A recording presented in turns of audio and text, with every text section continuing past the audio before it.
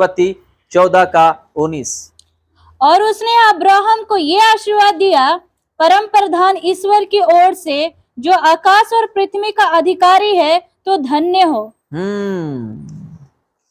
और उसने अब्राहम को ये आशीर्वाद दिया, परम प्रधान ईश्वर की ओर से, जो आकाश और पृथ्वी का अधिकारी हो, तू धन्य है। आकाश और पृथ्वी का अधिकारी कौन?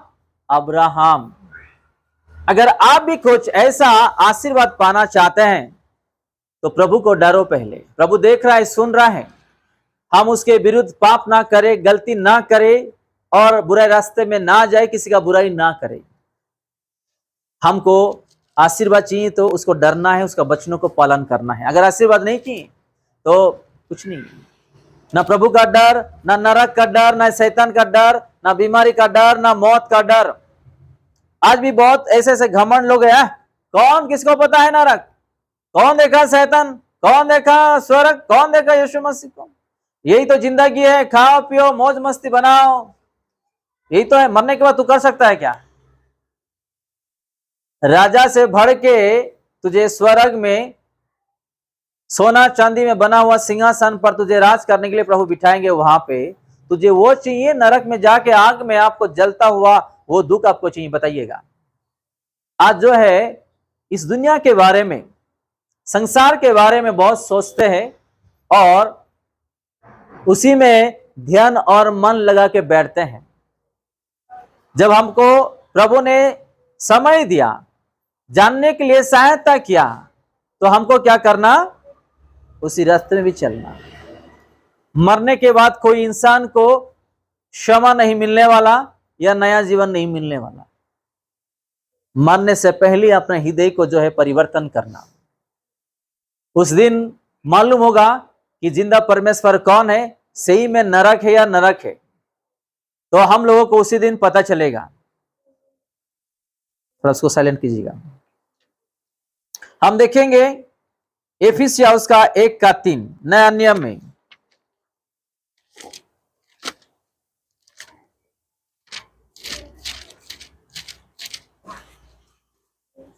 हमारे प्रभु यीशु मसीह के परमेश्वर और पिता का धन्यवाद हो कि उसने हमें मसीह में स्वर्गीय स्थानों में सब प्रकार की आत्मिक आशीष दी है। कौन सा आशीर्वाद दिया है? आत्मिक आशीष। सब प्रकार की और आत्मिक का भी आशीर्वाद दिया है। कहां पर? स्वर्ग में। हालेलुया। देखो इतनी इतनी बड़ी बड़ी आशीर्वाद हमारे लिए प्रभु ने रखा है। आज इस चीजों को ध्यान नहीं देते, इस चीजों में मन नहीं रखते हैं और ये संसारी चीज, खाओ पियो मौज मस्ती करो, घूमो, व्यभिचार करो, दारू पियो, बुराई करो, यही जगह में आज हम जी रहे हैं। इतना बड़ा बड़ा आशीर्वाद जो है अपने जीवन में, हमारे प्रभु यीशु मसीह के परमेश्वर और पिता का धन्यवाद हो कि उसने हमें मसीह में स्वर्गीय स्थान में सब प्रकार की आत्मिक आशीष दी है। सब प्रकार की आत्मिक आशीर्वाद जो है वो रखा है देने के लिए। आज हम इस चीजों को ध्यान नहीं देते हैं। आज हम कैसा अच्छा कपड़ा पहनेंगे, कैसा अच्छा खाना खाएंगे, कैसा अच्छा कमाएंगे, अच्छे घर में रहेंगे, अच्छी बात है, बुरी बात नहीं है ये। लेकिन हमारा जो सोच विचार है इसी संसार वाली चीजों में नहीं रहना है। क्या? ये संसार वाली चीजों में नहीं रहना है। अच्छी बात है अच्छा घर में रहना, अच्छा कमाई करना, अच्छा खाना, अच्छा पीना, ये अच्छी बात है। लेकिन अपना जो आत्मा है, जहां पे जाने वाला है, पहले उस चीजों को पहले ध्यान देना है। हालेलुया। फिर से मैं पढ़ रहा हूं आप लोगों के लिए। हमारे प्रभु यीशु मसीह के परमेश्वर और पिता का धन्यवाद हो कि उसने हमें मसीह में स्वर्गीय स्थानों में सब प्रकार की आत्मिक आशीर्वाद दी है। सब प्रकार की आत्मिक आशीर्वाद, सांसारिक वाला नहीं, कौन सा? आत्मिक वाला आशीर्वाद। और क्या रखा है? यही तो है हमारे लिए। आज हम ये सारा चीजों में ध्यान नहीं देते हैं। आज बच्चा नहीं पढ़ते हैं, कभी भी हम क्या करते हैं, काम से आने के बाद थक जा रहे हैं, चलो जल्दी खाना दे दो, खा लेंगे, 1 मिनट भी होगा कि नहीं, बस सो जाओ, नहीं तो टीवी देखो, नहीं तो मोबाइल देखो, नहीं तो किससे बात करो, ये सारा चीज में मन रहता है। शैतान भी यही चाहता है कि इन लोगों का मन वचनों में ना आए। 12-12 घंटा ड्यूटी करने के लिए हमारे पास शक्ति है, नींद नहीं आता है, नया नया नोट देखते ही हमारा मन जो है, हमारा आंख भी जो है अलग हो जाता है, लेकिन नया नया चीज सीखने के लिए हमारे पास वक्त नहीं है, समय नहीं है कि नहीं। इसलिए प्रभु क्या बोलते हैं, बुलवाए गए बहुत लेकिन सुने हुए थोड़े हैं। हम यहाँ पे आ रहे बहुत। प्रभु हर एक को बचाना चाहते हैं, लेकिन आज उसके वचनों में किसी का मन नहीं है, प्रभु भी कुछ नहीं कर सकते हैं। इसलिए हर रोज जो है अपना जीवन को सुधारना है तो इस वचन को हर रोज पढ़ना है, इस वचन को हर रोज पढ़ना है। अगर किसी का जीवन बदलना है तो ये वचन पढ़ना है, इस वचन को डेली पढ़ना है। मैं बुरे रास्ते में जा रहा हूं तो इस वचन ही मुझे ठीक कर सकता है। अगर मैं दारू पी रहा हूं, इस वचन मुझे ठीक कर सकता है। किसी का बुराई कर रहा हूं, इस वचन ही ठीक कर सकता है। अगर किसी को वचन पढ़ना नहीं आता है, पढ़ा लिखा नहीं है, यूट्यूब में यह बाइबल ऐप भी आ गया है, अब बोलो उसको और वहां पे आपको जो है सुनाई देगा, एक एक वचन वो पढ़ के सुनाता रहेगा। ऑडियो वाला बाइबल भी है। आपको अगर पढ़ना लिखना नहीं आता है तो आप जो है ऐप डाउनलोड कर लो और वहां पे सुनो प्रभु का वचन। इतना तो भी नहीं, मोबाइल देखने के लिए हमको बुद्धि है, लेकिन वचन सुनने के लिए आज हमारा बुद्धि नहीं है। एक विश्वासी बपतिस्मा लिया, प्रभु को ग्रहण किया, और कुछ दिनों के बाद मुझे पता चला कि वो सिनेमा के गाने में मन लगा के खुद गाती है। वो आप यीशु का गाना गाओ बोलो, अंदर नहीं जाता है। वो सिनेमा का गाना गाओ बोलो, अंदर से पूरा बाहर ही आ जाता है। मैंने उसको कहा, जब मालूम पड़ा आप किसका प्रशंसा कर रहे हो, किसका आराधना कर रहे हो। नहीं पास्टर जी, फिल्म गाना गाने से कुछ बुराई है क्या? ऐसा तो कुछ नहीं है। वो मुझे सिखा रही कि ऐसा तो कुछ नहीं है। फिल्म का गाना जो आज सुनते हैं, वो गाना किस चीजों में बनाया हुआ है? सांसारिक वाला चीजों में बनाया हुआ है। अगर आप और मैं सिनेमा का गाना गाएंगे, मन लगाएंगे, हम किसकी और हमारा मन जा रहा है? आप लोग एक बात समझ में, आप प्रभु का नहीं शैतान का आराधना कर रहे हो। आप जब गाना गा रहे हो तो गाना प्रभु के लिए होना चाहिए, उसकी महिमा के लिए। लेकिन हम सिनेमा का जब गाना गाते हैं तो हम किसका महिमा कर रहे हो? शैतान की। तो आज भी ऐसे लोग हैं, दिखावा विश्वासी लोग, दिखावा। कलीसिया में आते हैं, पास्टर जी के सामने करते हैं और घर में और एक करते हैं। पास्टर जी को पता नहीं चलता है, यीशु मसीह नहीं देखते हैं, ये भी डर नहीं है, सिर्फ संसारिक वाला। और बाद में दुख, बीमारी, लड़ाई, ये सारा चीज ले आते हैं और बाद में बोलते हैं कि यीशु मसीह जो है मुझे कुछ नहीं कर रहे हैं, मेरा जीवन में ये समस्या है, वो समस्या है, ये है, वो है करके हम बताते हैं। गलती किसका है? गलती किसका है? बताइएगा, गलती किसका है? शैतान भी बहुत चालाक है। आप अगर वचन पढ़ रहे हो ना, रा रा रा रा रा करके आ जाएगा, आपका मन को खींच लेगा वो। ये ऐसा होता है, मेरे घर में भी ऐसा करते हैं शैतान।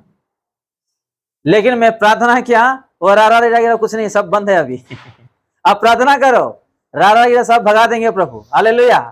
अगर आपका मन जो है प्रभु में है, अगर आप इसको घृणा कर रहे हो, आपको गुस्सा आता है ना, उस चीजों में सुनने के लिए आप प्रार्थना करो। आपका व्याकुल आत्मा देके प्रभु उसको हटा ही देगा, उसको रारा गिरा कुछ नहीं रहेगा। हालेलुया। तो हम क्या कर रहे हैं आज, गाना बजना थोड़ा सुन लेते हैं, थोड़ा सुन लेते, थोड़ा हम भी अंदर कोई नहीं है नाच लेते हैं। प्रभु देख रहा है, नाचो नाचो नाचो, कितना दिन नाचना है नाचो, अंदर खुशी करो, एक दिन आपको मालूम पड़ेगा। आपको नचाने वाले भी ये नाक में रस्सी बांध के नचाएंगे। हालेलुया, है कि नहीं? जब समस्या आता है बाद में हम क्या करते हैं, प्रभु के पास गिड़गिड़ाते हैं। प्रॉब्लम जब बढ़ जाता है, प्रॉब्लम नहीं आने के लिए हम पहले से स्टॉप नहीं करते, बंद नहीं करते हैं। ऐसा है आजकल।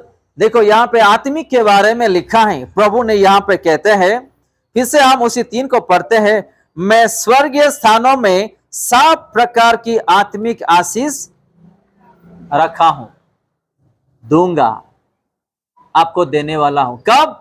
जब हम इस दुनिया को जय करेंगे, पापों को जय करेंगे, परीक्षा को जय करेंगे, तब अपने जीवन में प्रभु स्वर्ग में।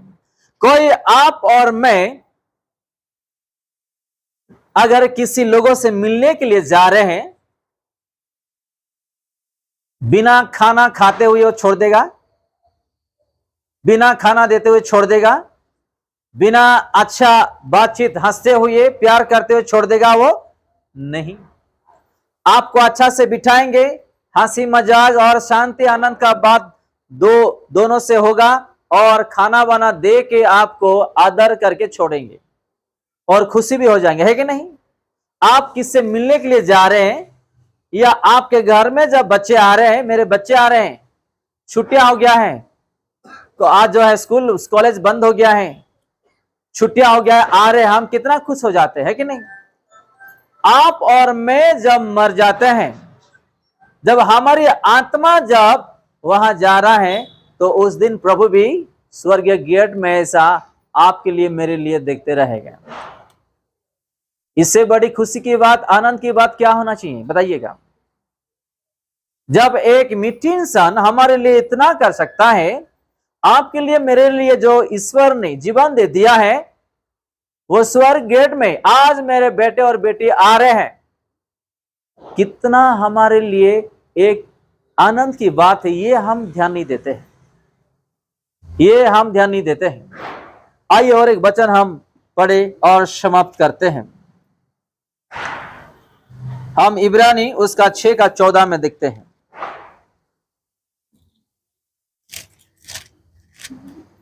इब्रानी उसका 6:14 में हम देखते हैं, मैं सचमुच तुझे बहुत आशीष दूंगा और तेरी संतान को क्या करूंगा? बढ़ाता जाऊंगा। हालेलुया। और क्या चाहिए बताइएगा? और क्या चाहिए? जिसको बच्चे नहीं है ना, तो इस बच्चों से प्रार्थना करो।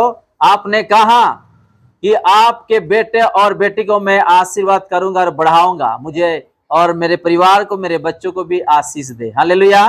बुद्धि ज्ञान में भर दे, पढ़ाई आत्मिक जीवन में भर दे, उन लोगों नौकरी और बिजनेस और अलग अलग चीजों में आशीष दे, क्योंकि आपने कहा। हालेलुया। आज अपने बच्चों के लिए ये प्रार्थना भी करना चाहिए। कितने लोग करते हैं बच्चे लोगों के लिए? मुझे तो नहीं पता है। अपने बच्चों के लिए अगर माता पिता नहीं करते तो कौन है उसका जिम्मेदारी? माता पिता ही जिम्मेदारी है। जिसे हम पढ़े उसी 14 को क्या लिखा है? मैं सचमुच तुझे बहुत आशीष दूंगा, मैं सचमुच तुझे बहुत आशीष दूंगा और तेरी संतानों को बढ़ाता जाऊंगा, बढ़ाता जाऊंगा, बढ़ाता जाऊंगा। उसके बेटे और बेटी को और बेटे बेटी मिलने वाला, उसके और बेटे बेटी को और बेटे बेटी मिलने वाला, वो आशीर्वाद के साथ बढ़ता जाएगा, बढ़ता जाएगा, बढ़ता जाएगा। हालेलुया। आज तो किसी किसी का घर में बेटी हो गया तो रोते हैं, किसी किसी का घर में बेटा अगर पैदा हो गया तो रोते हैं, लेकिन प्रभु जानते हैं कि अपने घर में बेटा चाहिए या बेटी चाहिए। है कि नहीं? यहाँ पे बच्चों के लिए लिखा है, संतान के लिए लिखा है, मैं आशीर्वाद करूंगा, चाहे वो बेटी हो जाने दे चाहे बेटा हो जाने दे। आपका संतान यानी कि उसमें बेटी भी आएंगे और बेटा भी आएंगे। तो कोई कोई परिवार में नाराज हो जाते हैं और दुखी हो जाते हैं। कोई कोई तो बेटी हो गया तो मेरे को बेटी हो गया है। ऐसा ऐसा न्यूज आप लोग भी सुने, मैं भी सुना हूं। कचरे डब्बे में फेंक के भी गए हैं, भेज दिए, किसी को दे दिए, और पति पत्नी भी अलग हो गए। ऐसे ऐसे भी न्यूज में हमको देखने के लिए मिलता है।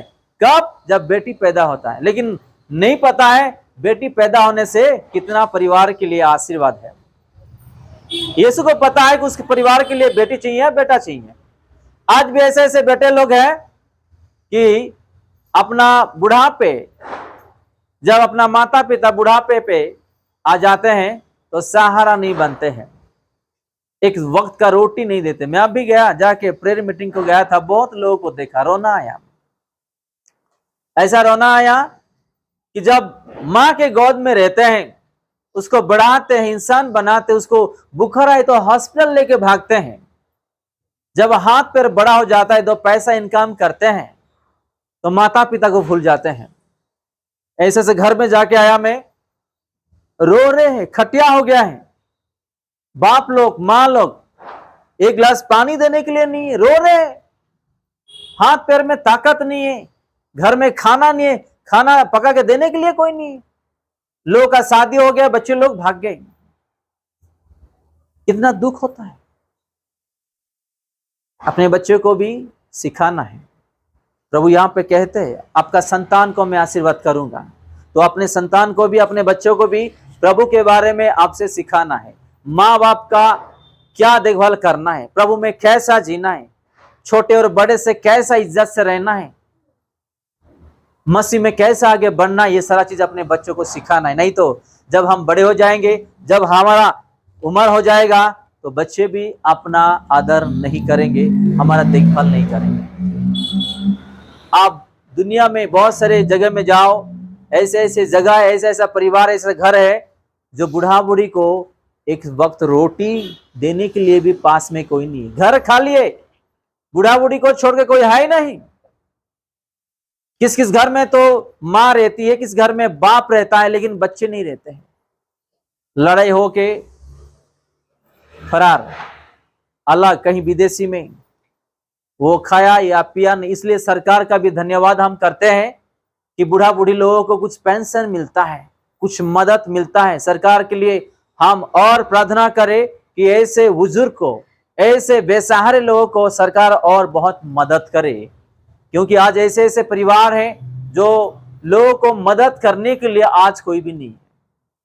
आज हमने देखे हैं कि प्रभु के बारे में जो हमारे जीवन में जो आशीर्वाद किया है, और किस किस लोगों को आशीर्वाद किया है, करने के लिए क्या क्या उन्होंने कहा है, हम लोग उस वचनों में ध्यान देना है। आइएगा हम प्रार्थना करते हैं, इस वचनों से प्रभु को धन्यवाद देते हैं। हम भूल ना जाना कि इससे पहले प्रभु ने क्या क्या हमको आशीर्वाद किया है, आज कहाँ पे हम और कौन सा आशीर्वाद पाए, इससे पहले क्या क्या पाए, आज भूल गए, ये याद है। हम प्रभु को याद करेंगे और उसको धन्यवाद देंगे।